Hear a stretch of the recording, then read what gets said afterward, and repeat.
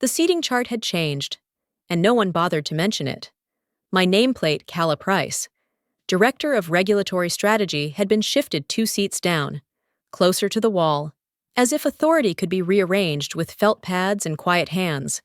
Across the table sat Evelyn Hawthorne, scrolling through her phone, relaxed, unbothered. Everyone knew who she was. The CEO's daughter, newly appointed Special Oversight Lead, untouchable by design. Behind her stood Richard Hawthorne, Chief Executive Officer, arms loosely crossed, wearing the expression of a man watching his decision take shape exactly as planned. Coffee cups stilled. No one spoke. Then Evelyn looked up and said, casually, "From now on, Calla reports to me." She didn't explain. She didn't need to. Being the CEO's daughter did that for her. Before we continue, I had to pause for a moment to take another sip of warm water. As it's colder than expected today, I wonder what the temperature is where you live right now. And if you're still listening, please leave your lucky number as a gentle greeting. I had spent 15 years inside this company. I had signed off on 78 regulatory approvals, built compliance frameworks across 4 jurisdictions, and personally handled audits that kept us from losing operating licenses worth hundreds of millions. None of that earned a sentence. Evelyn gestured vaguely toward me. She'll support the transition. Support, not lead, not approve, support. No objections followed. Legal stared at screens.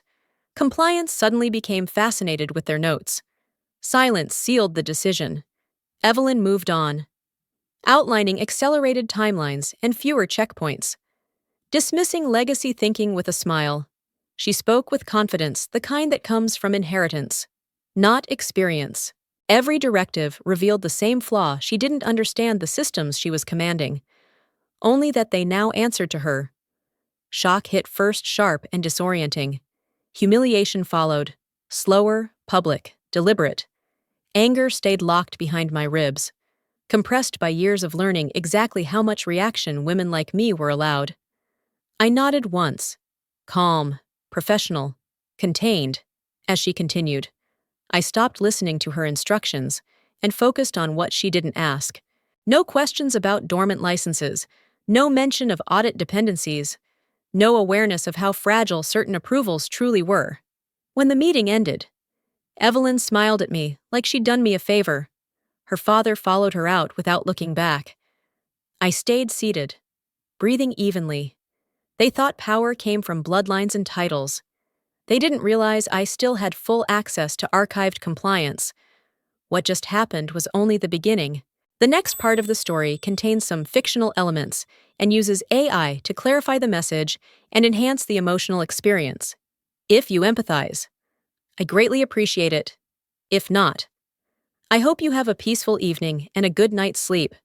By the end of the week, it was clear Evelyn didn't want context. She wanted compliance. Every morning, an email arrived before 8. Daily status report. End of day delivery. No questions, just a demand. By Wednesday, she added another instruction. All regulatory procedures were to be re-signed under her oversight. Not reviewed, re-signed. When I flagged a conflict, she waved it away. You're being too conservative. Calla, we need speed. That word conservative landed like an insult. I remembered sitting across from 3 federal auditors, walking them through a licensing gap that could have shut down 2 divisions. I remembered negotiating with 6 regulators. I remembered stopping a rushed acquisition that would have triggered a $92 million penalty. At the time, leadership called it foresight. Now, it was old mindset. Evelyn said it publicly. We respect legacy experience, but we can't let it slow progress. She smiled when she said legacy. Each request chipped away at authority without touching my title. Reports, signatures, silence. I complied, because resistance would be framed as attitude. Understanding wasn't what she wanted. Obedience was. Then came the message late Friday. Clean up old files. Archived compliance needs organizing before next quarter. It sounded like busy work. Those files weren't clutter. They were history, decisions, exceptions, reversals, every risk the company survived. Documented. As I opened the archive, the pressure in my chest loosened. She thought she was reducing me to cleanup. She had just handed me the entire map, without realizing the consequences at all. Once I had access to the archives, the noise faded. No emotions. No narratives, just numbers. Timelines. Decisions frozen in place. That was where I worked best. I started with Evelyn's preferred strategies, the ones she kept calling modern acceleration. Market entries compressed into unrealistic quarters. Compliance waivers treated as temporary inconveniences. I had seen the pattern before, twice. Actually, two companies I had studied years ago had followed the same curve-aggressive expansion. Relaxed oversight. Then a sudden license suspension that looked like bad luck from the outside.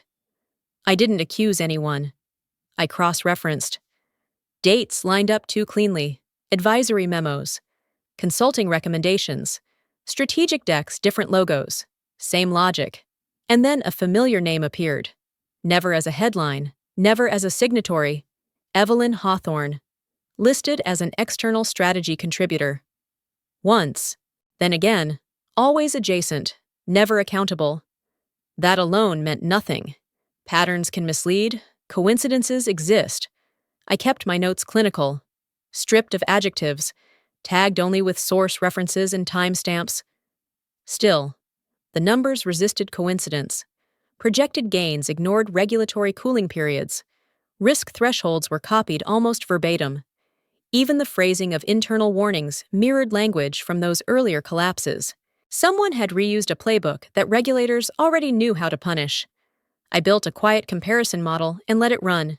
When the outputs stabilized, I leaned back and stared at the screen longer than I should have. That was when I checked ownership history.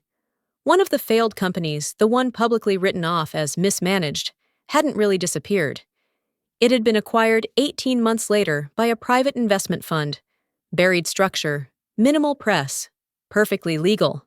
The fund's board included a family trust, the Hawthorne Family Trust. I didn't react. I didn't label it sabotage or intent. I added a footnote, another reference, another neutral line, but the doubt settled in. Sharp and precise. Evelyn wasn't improvising. She was repeating something that had already worked, just not for the company she claimed to be saving. And for the first time since the meeting, I understood that restraint, not reaction, would determine who survived what was coming next inside this company. She called it a performance conversation, but it was scheduled for 15 minutes and included HR. That alone told me everything. Evelyn sat across from me, fingers folded, voice soft. This is about alignment. She said, some leaders struggle when the company evolves. HR nodded, already typing. The implication was clear. The problem wasn't the strategy. It was me. She slid a document forward. Performance review, my name at the top. Vague phrases underneath. Resistance, tone, adaptability. I had seen this template before. It was designed to feel procedural while pointing toward an exit. Evelyn leaned back. We're also exploring early transition options, she added lightly. It might be a good time for you to consider what's next. I felt the threat settle, heavy and deliberate, years of work reduced to a suggestion. I thought of the nights spent answering regulators, the calls that kept licenses alive, the risks absorbed quietly so others could claim momentum. Then she said it, calm, final. You're replaceable. The room went still. HR waited for my reaction. Already measuring it. Evelyn watched me closely, expecting fear, apology, retreat. I didn't give her any of it. I looked down at the document, then back at her. Is this instruction in writing? I asked. She blinked. Of course, she said, recovering quickly. You'll receive a summary. That was enough. The meeting ended with polite smiles and a warning disguised as concern. I returned to my desk, hands steady. Anger compressed so tightly it felt cold. An hour later, her email arrived. Clear language, clear intent, performance concerns, transition planning, Authorization attached. I saved it, labeled it, logged the timestamp. She believed intimidation worked best in private. She believed pressure erased leverage. What she gave me instead was proof, delivered cleanly, signed digitally, and ready to be used when the timing was right. I stayed quiet, not because I was afraid, but because fear makes mistakes. Patience does not. And in that moment, I understood she had mistaken silence for weakness and procedure for power, which would cost her far more than she expected in the end. If you agree that staying calm, asking for everything in writing, and letting the evidence speak was the right move, leave a 2 in the comments. I worked at night because the building was quiet enough to think. After Evelyn's email, I stopped reacting and started assembling. I opened spreadsheets, regulatory logs, advisory memos, and board summaries, laying them side by side, not to accuse, to compare. Dates first, then authors, then outcomes. I aligned approvals against strategy shifts, watching how one decision nudged the next, small changes, justified individually, formed a sequence when placed together. I tracked timelines across companies Evelyn admired publicly, expansion phases, waiver requests, sudden urgency, the same compression of safeguards, the same language about agility and disruption. When I layered those timelines over our current plans, the overlaps were impossible to ignore. I didn't write conclusions. I wrote references. Every entry was neutral. Page numbers, source links, filing dates, no adjectives, no theories. Patterns don't need persuasion when they're allowed to stand on their own. I built the file slowly, deliberately. Each section earned its place. Compliance exceptions followed by revenue spikes. Audit delays paired with consulting recommendations. Decision chains that only made sense when read backward. I resisted the urge to explain what it meant. Explanation invites argument. Structure invites review. Around midnight, I cross-checked escalation thresholds. The company had internal triggers for independent review, thresholds meant to protect shareholders when cumulative risk crossed a line. Individually, none of Evelyn's initiatives reached them. Together, they did. That was the moment control settled in. I wasn't documenting misconduct. I was documenting exposure. Enough exposure to require an external audit under our own governance rules. Mandatory, automatic, impersonal. By the time I saved the final version, the file was clean, indexed, and unremarkable to anyone skimming quickly. That was intentional. It didn't accuse anyone of intent. It simply showed a system drifting into danger. Step by step, signature by signature. I closed my laptop before dawn. Calm and focused. Whatever happened next would not depend on emotion or credibility. It would depend on process, and process, unlike fear, does not take sides. I understood then that preparation was quieter than revenge, but far more dangerous when finally placed on a desk alone. I chose the timing carefully. Not dramatic, not rushed, just ordinary enough to feel unthreatening. Late morning, when Evelyn was between meetings and riding the confidence of momentum. I walked into her office without asking. She looked up, irritation flickering before she masked it. I said nothing. I placed a single folder on her desk and aligned it with the edge. Precise and deliberate. The cover was plain. No logos, no color. Just a title printed in black: historical compliance and executive risk. She glanced at it, then at me. "What's this?" she asked. "For your review," I said. Evenly. I didn't explain. I didn't defend it. I didn't sit down. I stepped back and waited. Evelyn opened the folder. The first page was a summary: table dates, references, cross-linked decisions, clean, dry, impossible to dismiss as opinion. She turned the page, then another. Her expression shifted, not to anger, but to calculation. I watched quietly. The room felt still, like air before pressure breaks. She didn't accuse me. She didn't raise her voice. She didn't ask questions. Silence stretched longer than polite. I recognized it. This was the moment people realize they've underestimated the system they thought they controlled. She closed the folder slowly. "You're making a serious implication," she said. "I'm not implying anything," I replied. "It's documentation, that was all." She picked up her phone and turned slightly away. I didn't need to hear the call to know who she was dialing. Her voice stayed low and urgent. I caught one phrase before she stepped farther away. "Dad, you need to see this."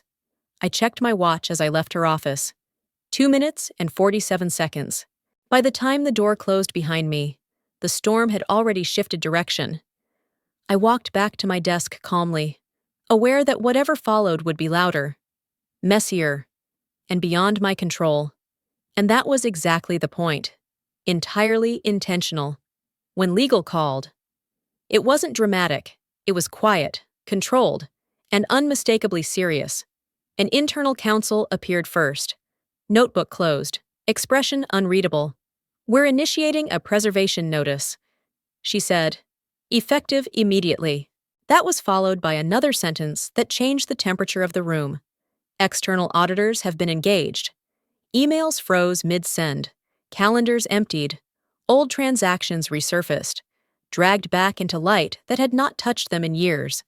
Decisions once praised as bold were suddenly described as historical exposure. Evelyn reacted exactly as expected. "This is retaliation," she said sharply in the follow-up meeting. "She's creating a narrative because she's threatened." She turned to legal. "You can't seriously be entertaining this." I spoke only when asked. "The file contains documentation," I said. "Interpretation is optional." Evelyn scoffed. "You're misreading the data. Context matters." "Yes," I replied, "which is why everything is sourced." Her confidence cracked slightly when compliance stopped nodding.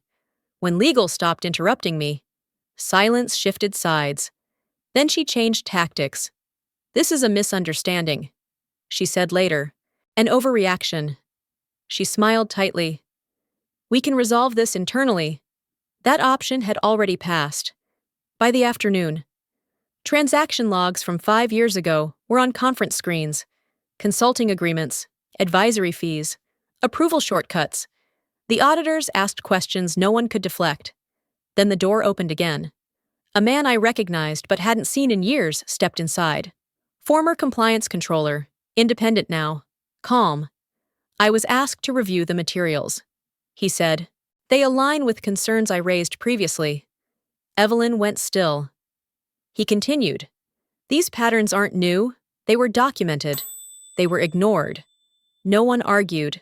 There was nothing left to reinterpret." I felt it then, not joy. Not revenge, but a cold satisfaction. The kind that comes when gravity reasserts itself. Power hadn't disappeared. It had simply moved back to the rules.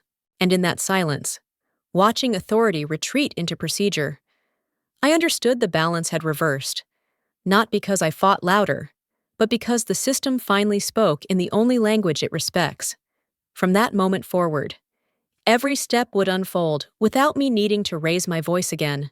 When pressure failed, Evelyn escalated. By the next morning, she had retained private counsel, expensive, confident, aggressive.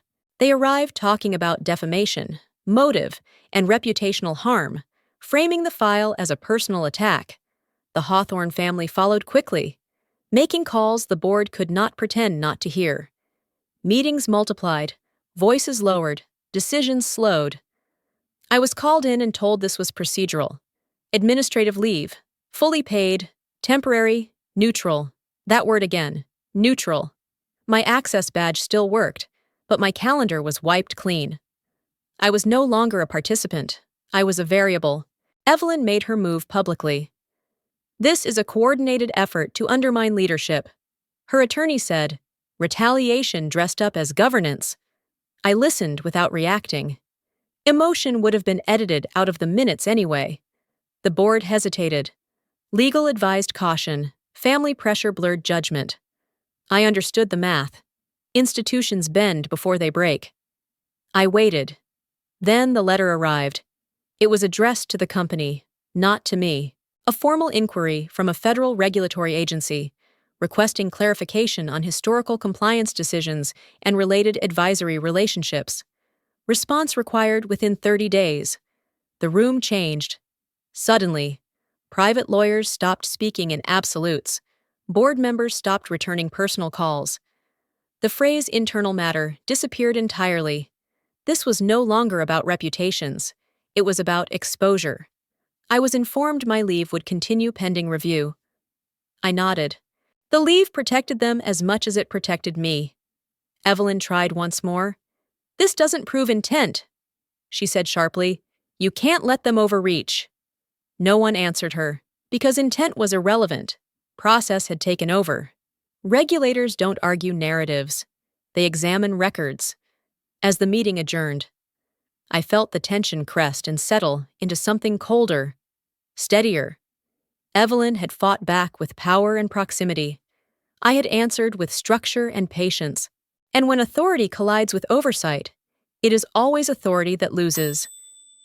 It happened quietly, without applause, but the shift was irreversible, and everyone in that room understood that the rules had finally reclaimed the room for the first time in years, without exception or appeal. If you think being put on paid leave, facing outside lawyers, and triggering a federal inquiry within 30 days was the consequence Evelyn earned, leave a 3 in the comments. Your judgment deserves to be heard and respected. I wasn't in the room when the board made its decision, but I felt the shift before the email arrived. Silence moved differently that morning. People waited instead of speculating. The announcement was brief and unmistakable. Evelyn Hawthorne was stripped of all operational authority, effective immediately. An independent investigation was commissioned, external and binding. Every strategy tied to her directives was frozen pending review. Survival had finally outweighed loyalty. When I was called in later that afternoon, it wasn't as a subordinate. The CEO met my eyes for the first time since this began, not as a father defending his daughter, but as an executive confronting consequences. We misjudged the risk, he said quietly. It wasn't an apology. It was acknowledgement. Legal outlined next steps. Compliance confirmed cooperation. No one asked me to justify the file anymore. It had already done its work. Then came the question I'd expected. We'd like you to resume your previous role. The CEO said, stability matters right now. I considered it carefully. Returning would have looked like restoration. It would have sounded like justice, but it wasn't. I won't, I said, calm, final. The room stilled. I explained without heat. That position belonged to a version of the company that no longer existed. Going back would suggest the system corrected itself out of fairness, not necessity. I wouldn't help preserve that illusion. They nodded slowly. Survival demands clarity, not comfort. As I left, I understood what had happened.